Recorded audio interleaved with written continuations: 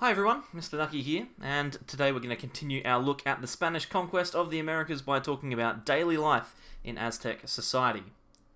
The Aztec Empire was actually very similar to the society of medieval Europe. The people of the Aztec Empire enjoyed plentiful food, they had elaborate clothing and dress, and they utilised sophisticated education systems.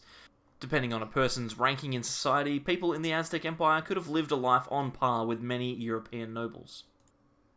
An important aspect of Aztec society was the clothing that they wore.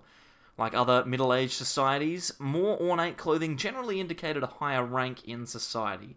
Papilton, the upper class, wore very ornate clothing, whilst the lower classes would generally wear clothing that was practical for working in the fields. Men would wear a maxtlatl, a type of loincloth with a cape-like garment called a tilmatli. The tilmatli were styled differently depending on a person's position in society. Women would wear a blouse with a long skirt. Both men and women would wear sandals on their feet called catli.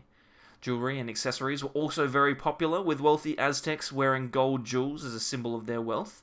Feathers and shells also made up a significant part of the Aztec style, to the point where the feathers of the quetzal bird were prized by royalty, who would wear the blue-green feathers exclusively.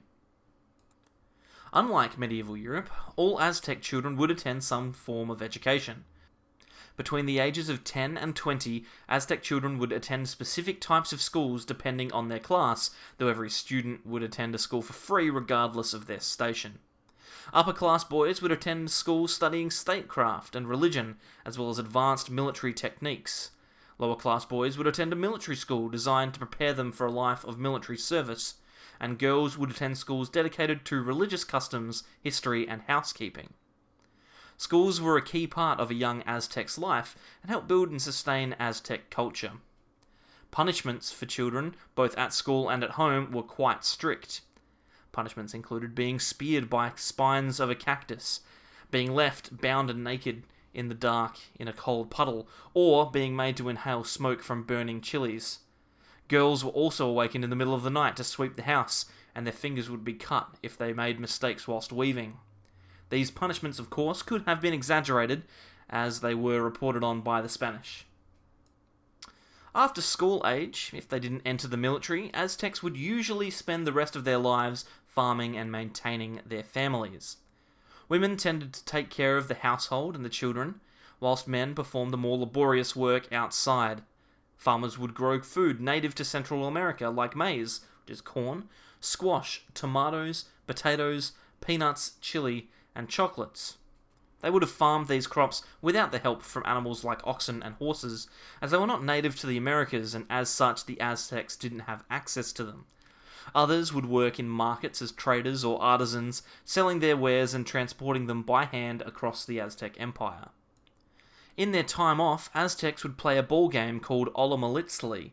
Olomalitzli means rubber to play ball. Two teams would face off on a court and try and keep the ball up amongst their team using their forearms, hips, and thighs. The aim of the game was to keep the ball up for as long as possible, and the team that let the ball drop first would be considered the losers. This game was not only entertainment for Aztecs of higher social standing, but it also had religious connotations as well. It gave Aztec people a reason to meet in one centralized space, and was viewed as a metaphor for the battle between the sun and the moon, both representations of Aztec gods. Aztec life was very complex, and though tough, was no more or less civilized than societies in medieval Europe. They had customary clothing, education, entertainment, and religion, just as European societies did. Next time, we'll take a look at Aztec beliefs, which are considerably more complicated than the Christian traditions which dominated Europe. Thanks for watching, and we'll see you next time.